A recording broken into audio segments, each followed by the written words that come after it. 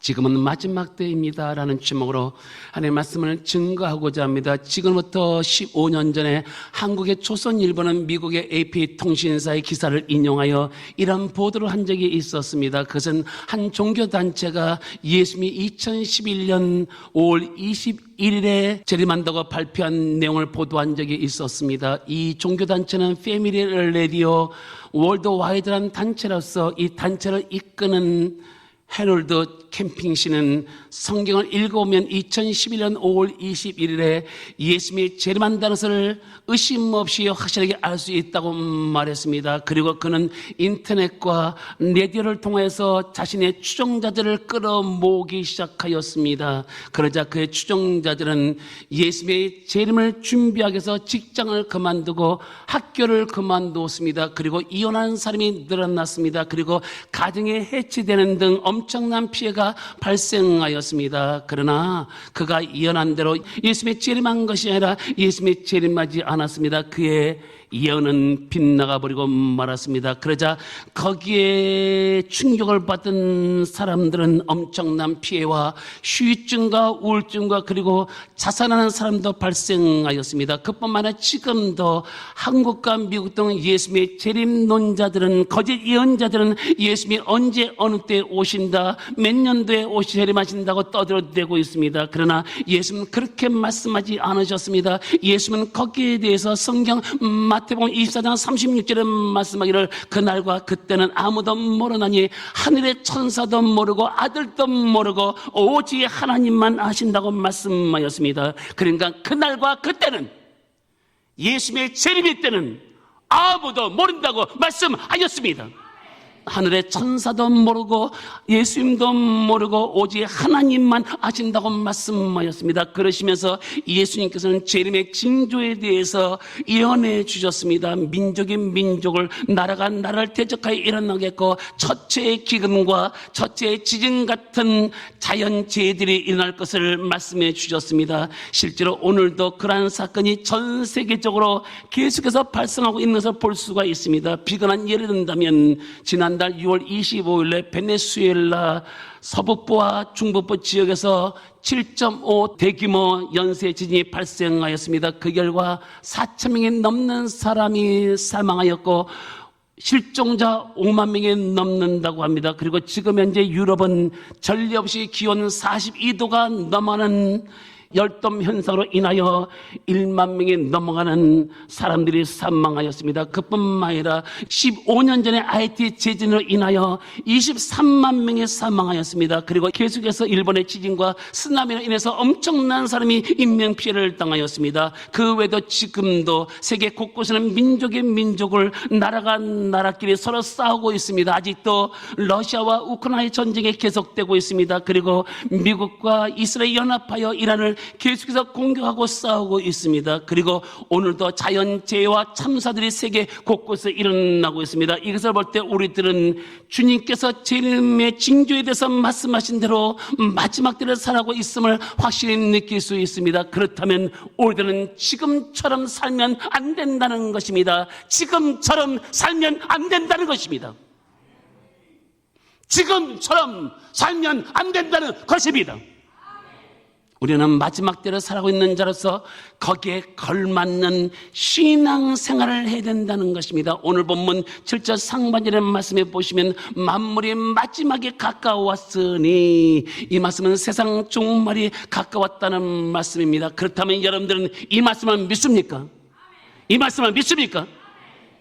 정말로 현재 우리가 살고 있는 이 시대는 마지막 때를 살아가고 있습니다. 그렇다면 우리 성도들은 거기에 걸맞는 신앙 생활을 해야 될 줄로 믿습니다. 여러분, 우리가 마지막 때를 살아가고 있는다는 것을 인지하고 있으면서도 거기에 걸맞는 생활을 하지 않는다면 우리 신앙과 함께 우리 삶에 엄청난 데미지가 생길 수밖에 없다는 것입니다. 그러므로 우리 성도들은 마지막 때를 살아가고 있는 자로서 거기에 걸맞는 신앙 생활을 해야만 합니다. 그래야지만 이 어지럽고 쾌락의 판을 치는 세상에서 유혹을 당하지 않고 예수님이 공정 재림하실 때 우리 모두 다 주님의 영광스러운 재림 앞에 서게 될 줄로 주의 이름으로 축원합니다. 그러면 오늘 본문 말씀에서 마지막 때를 살아가고 있는 우리 크리스찬들에게 어떤 생활을 하라고 말씀하고 있습니까? 거기에는 세 가지 내용으로 말씀해 주었습니다. 첫째로 우리는 지난 주일에 정신을 차리고 근신하여 기도하라고 말씀하였습니다. 두 번째, 무엇보다도 뜨겁게 서로 사랑하라고 말씀하였습니다. 본문 8절의 말씀을 보시기 바랍니다. 본문 8절 다 같이 합동합니다. 무엇보다도 뜨겁게 서로 사랑하지니 사랑은 허다한 죄를 덮느니라. 여기 보시면 무엇보다도 라는 말씀을 주목하여 보시기 바랍니다. 이 말씀은 성도의 생활에 있어서 가장 우선시 되는 것이 사랑이요, 또한 가장 중요한 핵심도 사랑임을 가르쳐 주고 있습니다. 그렇다면 우리 성도들도 내 생활 속에서 서로 사랑하는 모습을 나타낼 수 있어야 합니다. 본문 8절 상반절에 무엇보다도 뜨겁게 서로 사랑할지니, 이것이 주님이 우리 성도에게 원하시는 것입니다. 그렇기 때문에 하나님께서 구약의 최대의 계명을 사랑이라고 말씀하셨습니다. 그리고 예수님께서도 신약의 최대의 계명도 사랑하라고 말씀하셨던 것입니다. 그 사실을 예수님께서 직접 말씀하셨습니다. 성경 요한복음 13장 34절에 말씀하기를 새 계명을 너희에게 주노니 서로 사랑하라. 내가 너희를 사랑같이 너희도 서로 사랑하라고 말씀하였던 것입니다. 여러분 뭐라고 말씀했습니까? 새 계명을 너희에게 주노니. 뉴 코맨드가 뭡니까? 새로운 명령을 너희에게 주노니 서로 사랑하라. 내가 너희를 사랑한 것 같이. 사랑의 기준을 제시하고 있습니다. 사랑의 기준이 뭡니까? 나의 감정입니까? 상황 따라서 변하는 게 사랑입니까? 내게 이권이 있으면 사랑하고 내가 이권이 없으면 사랑 안 하는 겁니까? 지금 사랑의 기준이 뭐예요? 러브가 아니에요. 성경에서 말씀하는 아가페, 내가 너희를 사랑같이. 어떻게 사랑하셨습니까? 우리를 죄와 잘못해서 구원하기 위해서 그분은 십자가에 몸짓겨 피 흘려 죽기까지 사랑하셨습니다. 자, 그것처럼 서로 사랑하라. 감정에 치우치는 사랑이 아니라 주님이 우리를 사랑하신 그 사랑을 사랑하라는 것입니다. 인간의 사랑은 주식처럼 업앤다운합니다. 내 감정에 따라서, 상황에 따라서 사랑합니다. 수시로 변합니다. 그래서 예수님께서 못을 박았어요. 내가 너희를 사랑한 것 같이.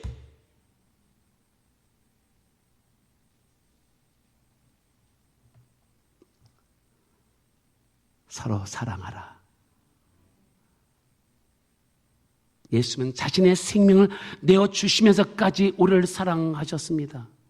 아마도 이 세상에 있는 사람들 중에 자신의 목숨을 희생하고 버리면서까지 사랑한 사람은 아마도 없을 것입니다. 아무리 부모와 자녀와의 사랑이 끊을 수 없는 관계라 할지라도 예수님의 사랑만큼은 못할 것입니다. 아무리 애인과 죽고 사는 뜨거운 사랑의 관계를 할지라도 주님의 사랑만큼은 비교할 수 없을 것입니다. 예수님의 사랑은 자신의 생명을 아낌없이 내어주신 사랑인 것입니다. 그 사랑은 십자가의 죽음으로 나타내셨던 것입니다. 그분은 우리의 죄와 죽음에서 살리기 위해서 살점이 떨어져 나가는 채찍에 맞으셨습니다. 그리고 양손과 양말에 대못이 박혔습니다. 그리고 머리에는 가시가 쓰심으로 모세가 터져버리고 말았습니다. 그리고 옆구리에 창에 찔려서 물과 피를 다 쏟으셨던 것입니다. 성경은 거기에 대해서 BC 701년경에 예언하였습니다. 성경 이사야서 53장 5절에 말씀하기를 그가 찔림은 우리 허물 때문이요 그가 상함은 우리 죄악 때문이라. 그가 징계를 받음으로 우리가 평안을 누리고 그가 채찍에 맞음으로 우리가 나음을 입었도다. 왜 그분께서 찔림을 당하셨습니까? 왜 그분께서 찔림을 당했습니까? 죄가 없는 분으로서 찔림을 당한 목적이 무엇입니까? 그것은 우리의 헛모를 용서해 주시기 위해서 찔림을 당하셨습니다. 그가 왜 상함을 입으셨습니까? 상함을 입은 목적이 무엇입니까? 우리의 죄를 용서해 주기 위해서 상함을 입으셨습니다. 그가 왜 징계를 받으셨습니까? 그것은 우리에게 평안을 주시기 위해서 징계를 받으셨습니다. 그리고 그가 왜 채찍에 맞으셨습니까? 그것은 우리에게 영육간의 병을 치료하기 위해서 그분은 채찍에 맞으셨습니다. 그리고 이 예언의 말씀이 2000년 전 예수님께서 성취되었습니다.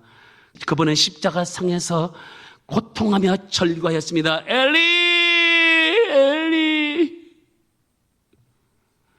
엘리, 엘리, 하나님이여, 하나님이여, 나를 어찌 버리시나이까?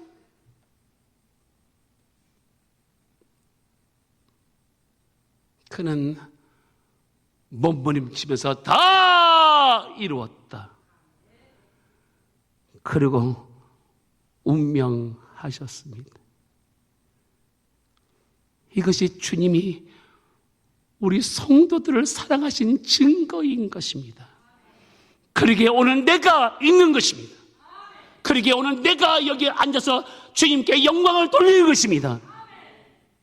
바로 그러한 사랑을 받은 성도들은 믿음의 형제끼리 서로 사랑하라고 말씀했습니다. 내가 너희를 사랑같이, 내가 너희를 위해서 목숨을 버린 것처럼, 내가 너희를 위해서 희생한 것처럼 서로 사랑하라. 단 서로 사랑하되 뜨겁게 사랑해야 합니다. 본문 다시 8절의 말씀을 보시기 바랍니다. 본문 8절의 말씀, 무엇보다도 뜨겁게, 옛날 성경에는 무엇보다도 열심으로 서로 사랑할지니. 왜냐하면 사랑은 허다한 죄를 덮어주기 때문에 그런 것입니다. 본문 8절 하반절의 말씀 보실까요? 사랑은 허다한 죄를 덮느니라. 사랑은 허다한 죄, 셀 수 없는 죄를 덮은다. 그래서 사랑은 들춰내고 파헤치고 자잘못을 따지는 것이 아닙니다. 사랑은 무조건 덮는 것입니다. 다시 말해서 상대방의 죄와 허물을 덮어주는 것, 용서해주는 것, 감싸주는 것, 이것이 진정한 사랑인 것입니다. 그러나 이단과 사이비와 교회를 해파는 자와 그러나 교회를 가만히 들어온 여우들은 그 정체를 드러낼 수 있어야 합니다. 왜냐하면 하나님의 피로 값주고 사신 교회를 보호하고 성도를 보호하기 위해서 그렇게 해야 된다는 것입니다. 여러분, 제가 목회할 때 있었던 일입니다. 이 집사람 분이 있었습니다. 근데 그 아버지가 돌아가시기 전에 자식들이 아버님 다 용서하고 가세요. 얘들아, 나 다 용서했다. 그러나 도저히 용서할 수 없는 한 사람이 있다. 누구신데요? 김일성은 용서 못하겠다. 그러나 용서가 있는 곳에는 하나님의 은혜가 있습니다. 평안이 있습니다. 기쁨이 있습니다. 기도 응답도 있습니다. 그럼 한번 보실까요? 현장으로 가보실까요? 자, 요한일서 3장 22절과 24절의 말씀 보시면 아마도 우리가 지금까지 대해보지 못한 말씀이 여기서 나옵니다. 자, 여러분, 요한일서 3장 22절부터 24절의 말씀을 펴보시기 바랍니다. 아주 중요한 진리가 숨겨져 있습니다. 자, 보실까요? 자, 보시기 바랍니다. 자, 22절부터 24절 합독합니다. 무엇인지 구하는 바를 그에게서 받나니 이는 우리가 그의 계명을 지키고 그 앞에서 기뻐하시는 것을 행함이라. 그의 계명은 이것이니 곧 그 아들 예수 그리스도의 이름을 믿고 그가 우리에게 주신 계명대로 서로 사랑할 것이니라. 그의 계명을 지키는 자는 주 안에 거하고 주는 그 안에 거하나니 우리에게서 주신 성령으로 말미암아 그가 우리 안에 거하신 줄을 우리가 아느니라. 무엇인지 구하는 바를 그에게 어떻게 해요? 무엇인지 구하는 바를 그에게 하나님에게 어떻게 해요? 받는다. 영어 서명가 receive거든요. 이것은 현재 시성으로 되어 있습니다. 그래서 우리가 계속해서 기도하고 계속해서 기도하면 하나님은 계속해서 응답하시고 계속해서 응답을 경험하게 된다는 것입니다. 그래서 두 가지가 필요합니다. 첫째, 우리가 그의 계명을 지키고 하나님의 말씀에 순종하라는 것입니다. 어떠십니까? 하나님의 말씀에 순종하고 있습니까? 그렇지 않고 있습니까? 순종하면 잘 되는데 우리는 착각 속에 살아가는 거예요. 순종하면 못 산다라고 생각하는 거예요. 이게 함정이에요. 누구의 함정입니까? 나의 함정이 아니라 마귀의 함정이에요. 두 번째 뭐예요? 두 번째, 그 앞에서 하나님 앞에서 기뻐하시는 것을 행함이라. 계명을 지키는 것은 소극적이지만 그 앞에서 행하는 것은 적극적인 것입니다. 그의 계명은 이것이니, 하나님의 계명은 이거대요. 하나님의 말씀은 이거대요. 첫째 뭐예요? 곧 그 아들 예수 그리스도의 이름을 믿고, 하나님의 아들의 이름을 믿고. 뭘 믿으세요? 하나님의 이름을 믿습니까? 돈을 믿습니까? 네? 하나님의 이름을 믿습니까? 주식을 믿습니까? 우리나라가 투기판이 되었습니다. 얼마나 가슴이 아픈지 몰라요. 개미떼들이 하루에 3조 원씩 날리고 있습니다. 뭘 믿으세요? 하나님의 아들 예수를 믿으세요? 주식을 믿으세요? 아직도 여전히 주식 때문에 우리의 감정이 업앤다운 되고 있잖아요. 그렇게 해서 버는 돈 무슨 의미가 있어요? 주님께서 우리에게 요구하는 게 뭐예요? 열심히 땀을 흘리며 살라고 말씀했어요. 부지런히 살라고 말씀했어요. 따라합시다. 주식은 아무 의미 없다. 그러면 지금 아니라고요? 나중에 보자고요.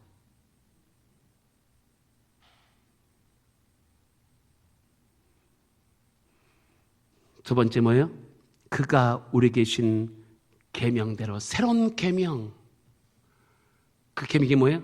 구약에 있는 사랑의 계명이 신약으로 넘어오면서 새 계명을 줬는데 그게 뭐예요? 서로 사랑하는 것. 그의 계명을 지키는 자는, 그의 계명을 순종하는 자는 어떤 계명을 순종하는 겁니까? 예수 그리스도의 이름을 믿는 자를 말하고, 두 번째 서로 사랑하는 이 계명을 지키는 자는 주 안에 거하고 주님 안에 머물러 있고 주님 안에 살고 주는 그의 안에 거하시나니, 주는 성도 안에 머물러 사시나니, 우리에게 주신 성령으로 말미암아 우리에게 주신 성령을 통하여 그가 하나님이 우리 안에 거하신 줄 우리가 안다.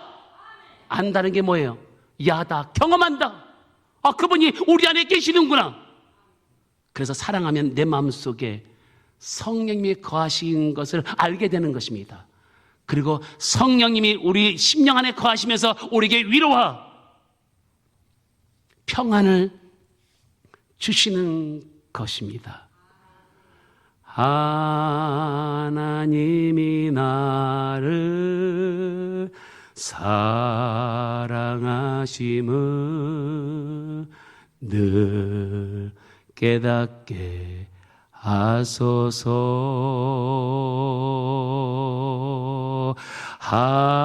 하나님이 나를 생각하심을 늘 기억하게 하소서. 하나님이 나를 지키심을 늘 감사하게 하소서. 하나님이 나와 함께 하심을 늘 느끼게 하소서. 슬기 목사가 대학 청년부를 대상해서 어느 교회에 설교를 하게 되었습니다. 아빠, 첫 번째 설교라 마음이 많이 떨려. 하나님이 슬기 목사와 함께하고 하나님의 사랑하는데 뭘 떨려. 딱 쓰면 하나님의 강단을 통해서 말씀을 주실 거야 라고 했거든요. 그리고 이제 설교를 하는 거예요. 아빠 처음에 좀 떨렸어. 근데 이상하게 막 설교가 막 쭉쭉 나오는 거야. 그래. 근데 설교하다가 갑자기 어떤 큰 목소리가 자기 귀에 들려오는 거예요. 내가 너를 사랑한다. 그러니까 설교를 하다 중단했어요. 막 우는 거예요. 엉엉 우는 거예요. 아니 하나님이 나를 사랑하더니 성령의 감동이 일어난 거예요. 막 우는 거예요. 설교를 중단했습니다. 거기 앉아있는 대학 청년부생들이 울기 시작했습니다. 여러분 우리 딸에만 그런 겁니까? 아니잖아요. 오늘 여기 앉아있는 구원받은 여러분이 이 자체가 뭡니까? 하나님이 사랑하심을 증거하는 겁니다. 내 마음이 평안하고 위로가 된다면 하나님이 나를 사랑하신 증거인 것입니다. 여러분 우리 부부와의 관계도 이런 관계가 되어야 합니다. 여러분 행복한 부부의 관계를 만들어가려면 서로 간의 잘못을 덮어주는 마음, 용서하는 마음이 있어야 됩니다. 남편들이요, 나의 아내가 잘못했어도 말하지 말고 덮어주세요. 만약에 덮어주지 않고 잘못을 들춰내는 것은 그건 사랑이 아닌 것입니다. 사랑은 잘못과 허물을 덮어주는 것입니다. 어떤 고약한 남편은 부인의 과거를 자꾸만 들춰내는 등신이 있습니다. 누가 있다고요? 등신. 자기 아내가 자기를 만나기 전에 다른 애인과 만났다나 그것 때문에 이혼한 등신이 있어요. 뭐의 문제입니까? 멘탈의 문제예요. 결혼하기 전에 이런 남자 저런 여자 만날 수 있는 거 아니에요? 있어요 없어요? 자 여러분 우리가 결혼하기 전에 이 남자 저 남자 만날 수 있어요 없어요? 아니 이 사람 저 사람 만날 수 있지 뭐가 문제예요? 응? 나는 얼마나 많이 만났다가 얼마나 만났을 것 같아? 아니 왜 부인의 과거를 캐면서 마지막 듣고 싶은 게 뭔지 아십니까? 만나기 전에 그 남자가 몇 번 만난다는 거예요. 여러분 들춰내지 마세요. 지금이 중요해요. 모든 걸 덮어주세요. 그래야지만 행복이 깃들고 사랑의 꽃이 피어나게 되는 것입니다. 바로 그런 사람 옆에 가면 사랑의 향기가 나잖아요. 행복의 냄새가 나잖아요. 그리고 어디서 음식을 먹든지 간에 혼자 먹지 말고 음식을 먹은 다음에 그 음식을 싸가지고 아내에게 갖다 주든지 아니면 남편과 아내가 여러분 좋아하는 음식을 가지고 가면 여러분 얼마나 사는 게 행복하겠어요. 아, 내가 남편을 잘 만났구나. 내가 아내를 잘 만났구나. 그렇게 얘기할 거 아니겠습니까? 여러분 저는 밖에서 음식을 먹을 경우는 저희 사모가 생각이 납니다. 이 음식을 사모에게 갖다 주면 얼마나 기쁠까? 얼마나 맛있게 먹을까? 또 우리 사람은 먹는 건 그 누구도 말릴 수 없는 일각이 있는 대단한 여자입니다. 제 경험에 의하면 내가 음식을 갖고 가면 내가 먼저 기쁘더라고요. 한 번은 돼지고기를 제가 먹었거든요.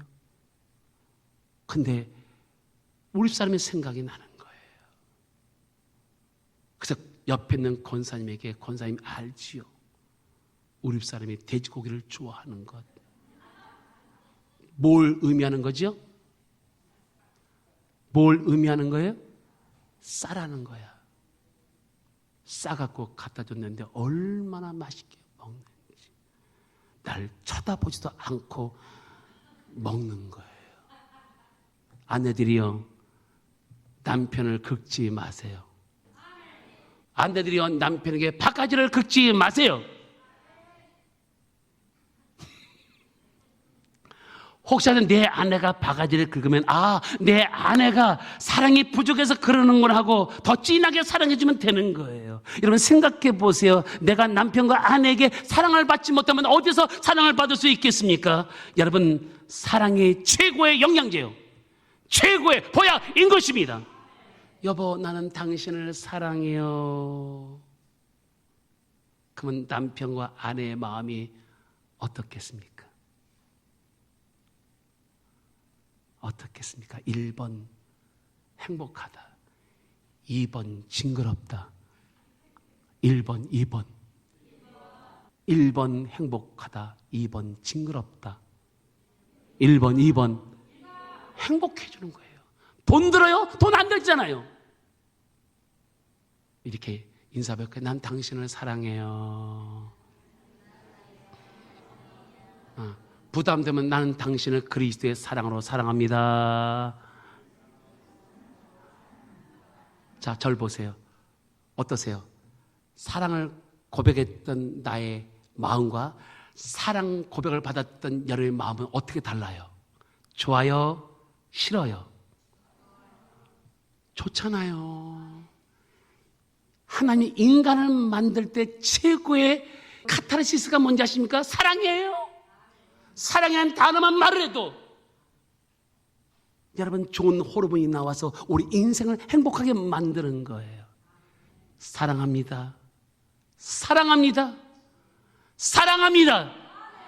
그래서 사도 바울은 고린도 교인들을 향해서 성도에게 항상 있어야 될 세 가지를 가르쳐 주었습니다. 그런즉 믿음, 소망, 사랑은 항상 있을 것인데 그 중에 제일은 사랑이라고 말씀하였습니다. 여러분 뭐라고 말씀했습니까? 그런즉 믿음, faith, 소망, hope, 사랑, love가 아니라 아가페. 그래서 우리가 그 누구를 사랑하면 먼저 우리 얼굴이 환해집니다. 사랑이 언제나 넘치면 은혜다 얼굴이 환해요. 성령의 충만한 모습을 서로가 느껴요. 오, 할렐루 할렐루 손뼉 치면서 할렐루 할렐루 소리 높이며 할렐루 할렐루 두 손을 들고 주님을 사랑해요. 그 다음에 사랑은 대접하라고 말씀했습니다. 본문 9절의 말씀을 보시기 바랍니다. 본문 9절의 말씀 합독합니다. 서로 대접하기를 원망 없이 하고, 여기 보시면 서로 사랑하는데 또 하나의 방법은 서로 대접하는 데 있다고 하였습니다. 그러나 사람들은 사랑한다고 말하면서 거기에 대한 사랑 표현은 없습니다. 그리고 또 어떤 사람은 내가 저 형제를 사랑한다고 기도하면서도 아무 도움을 주지 못하는 경우도 많이 있습니다. 여러분, 사랑은 사랑 고백과 함께 행동으로 나타내는 것입니다. 자, 본문 다시 9절의 말씀 보세요. 서로 대접하기를 원망 없이 하고, 원망이 뭡니까? 불평하게 생각하지 말라. 귀찮게 생각하지 말라. 서로 따뜻하고 극진하게 대접하라. 할렐루야.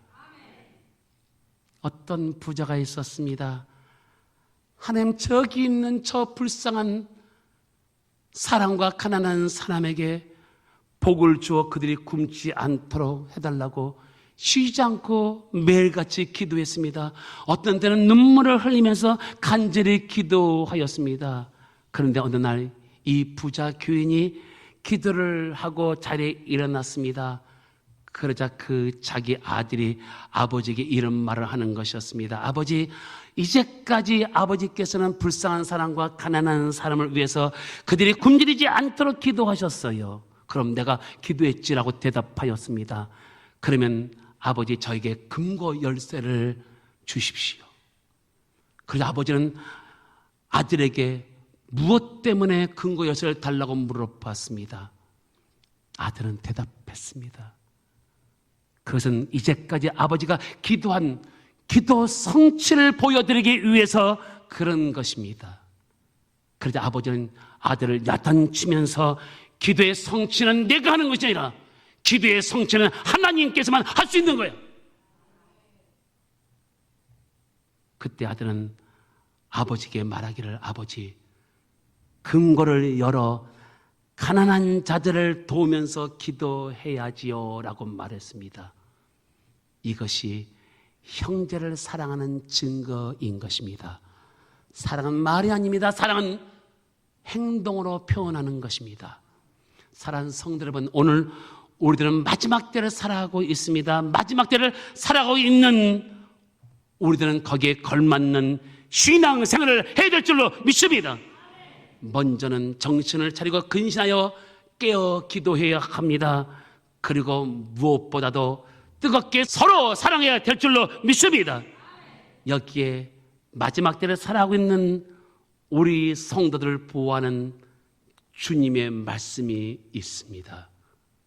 우리 모두 다 주님께서 공중재림하실 때 그 영광스러운 주님 앞에 서기를 주의 이름으로 축원합니다. 축원합니다. 기도하겠습니다.